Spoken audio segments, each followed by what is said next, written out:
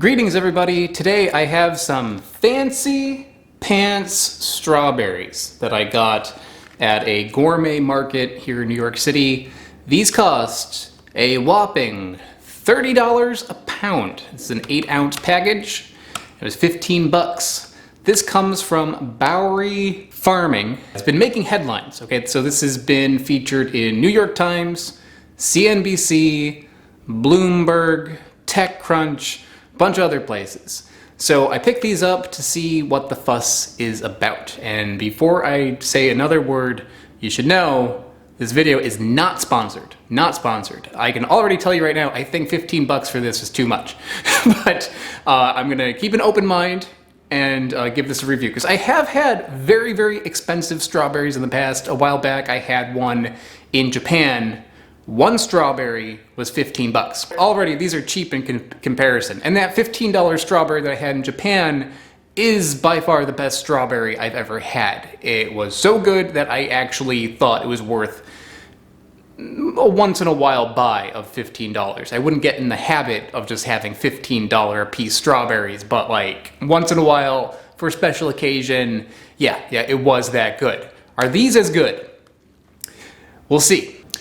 So I did a little bit of research on Bowery Farming, and they are a New York City-based company, yet they do their farming in New Jersey. And they do vertical farming, so that means that it's done indoors on shelves rather than on a plot of land. And this is like a very New York City way of thinking about farming, I feel, because it's like an apartment building only with vertical farming.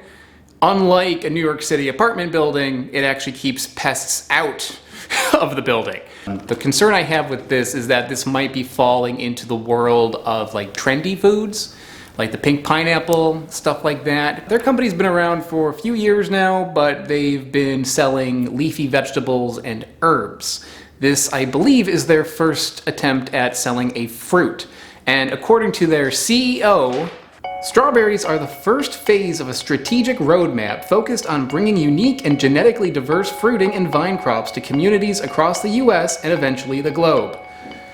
Now, if you don't know what I just said, I'm going to translate that for you from New York City startup business speak into plain New York-ese. That means we're going to do berries in New York City. If that works, we'll do more fruits in other places. So you can see maybe why my alarm goes off. This is like a trendy sort of thing rather than food that, an average person can eat. Now inside this package there are actually 2 different cultivars of berries. It is a sample pack of 2 types. And the first one is the garden cultivar and the second is the wild cultivar.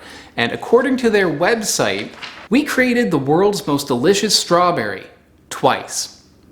So my skepticism aside, there is some good going on in this package right here because this is grown without any pesticides. In fact, you can actually eat them straight out of here. You don't even need to wash them.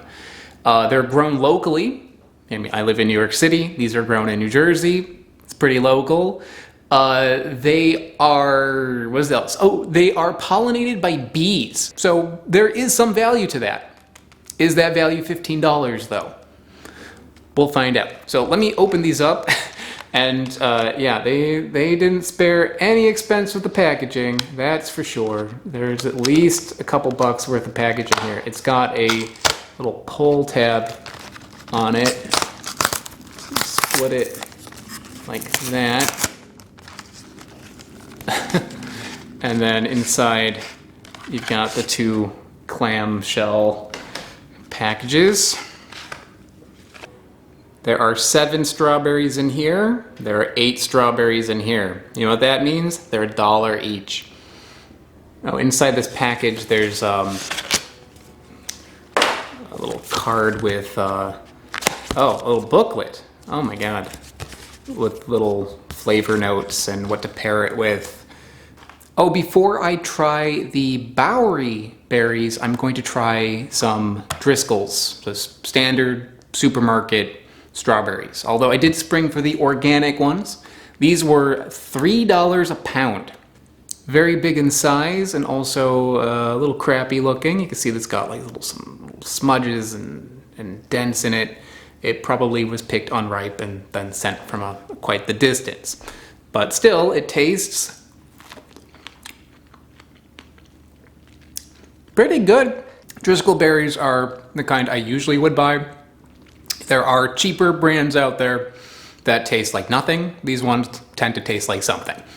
Okay, let's do it. I'm going to start with the garden cultivar.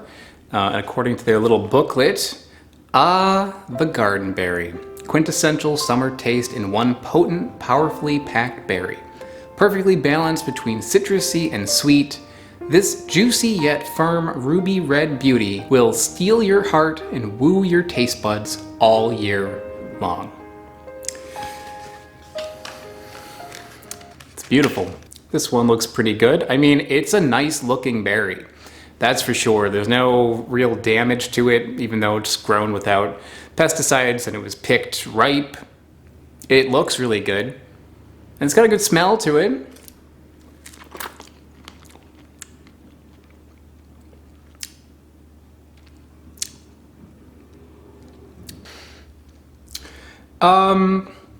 Okay, most notable thing that I could say about this is the texture of it is nice. It's very juicy. When you eat a Driscoll's berry,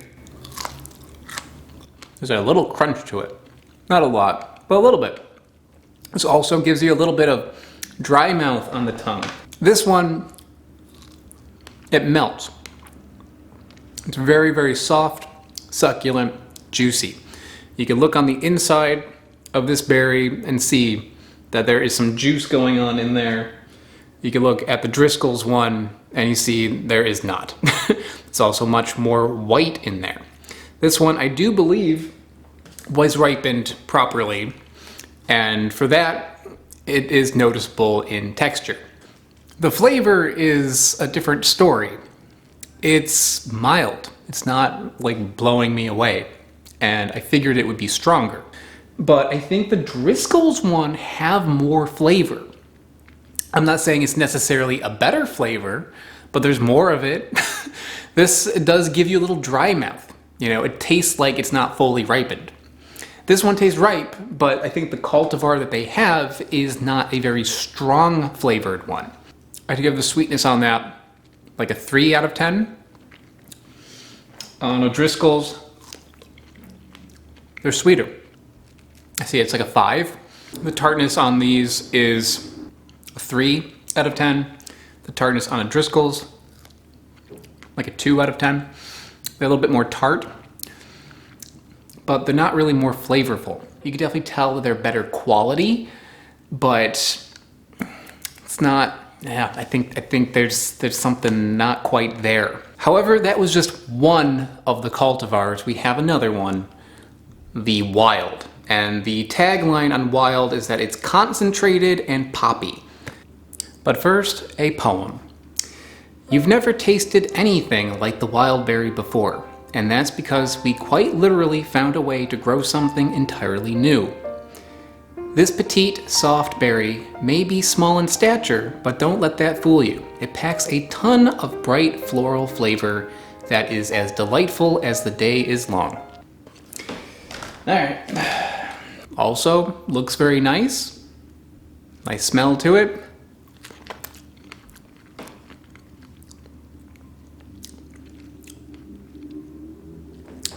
That's better. It is quite juicy, quite red. You could tell that it was ripened properly. And I dare say it is concentrated and poppy. Sweetness is pretty good. I'd give it like a 5 out of 10. It's quite tart. Also around a 5. It has a lot more flavor than the garden berry that they have. But does it have more flavor than a Driscoll's? Let's see. I am cleansing my palate in between, by the way. Yeah, I'd say so. The Driscoll's berries do have a lot of flavor to them, but it's not all positive flavors, you know, like they're good, you know, they're definitely good, but you can tell that they're like mass produced. With the wild berry, it is, it's cleaner tasting. It's got a clean, concentrated taste to it. I mean, it tastes like a strawberry, maybe a little bit leaning towards a strawberry candy sort of flavor, which is in the direction of the one I had in Japan. The one I had in Japan is definitely better than this, but it's also $15 for one. So although I'm not really impressed with the garden cultivar, it's fine, but for something that is $1 a piece, I would have expected better. I've had berries from a farmer's market that are much better than that and much cheaper. This though, this one's really good. This one is a nice, strong, concentrated taste. It's not like a supermarket one. But the big question is this worth $30 a pound, which is what these are going for right now? No, they're not. Absolutely not. If you saw this at a market and it was $10 a pound, I'd say, yeah, pick it up. It's worth the extra dollars for something that is going to give you a nicer flavor. It's cleaner. You don't have to wash it. It's no pesticides, the bees pollinated, it, all that stuff. Worth a little bit to have all of that there.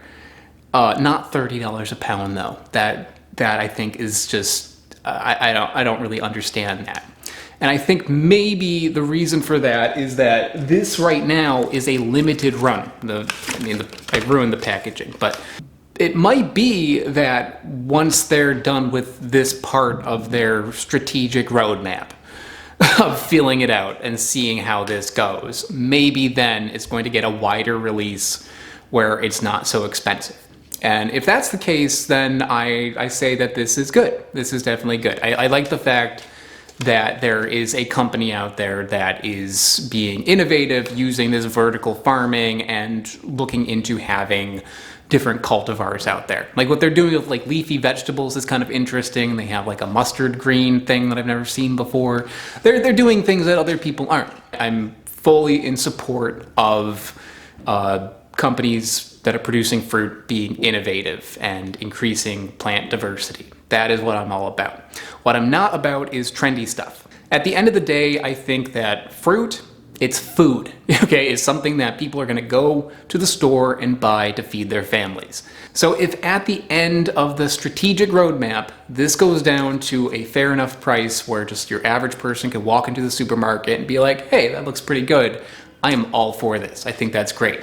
I'm more for the wild cultivar than the garden one, but they are both pretty tasty and worth checking out.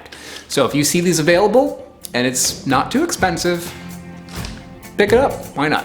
I would like to give a big shout out to Loftyrex and Smarter Every Day. They are mega patrons over on patreon.com. Patreon.com is basically how I can afford to go on all the adventures I do on this channel.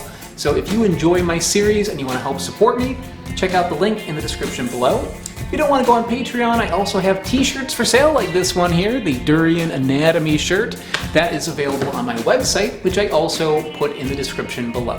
Thanks so much, everybody. See you next time.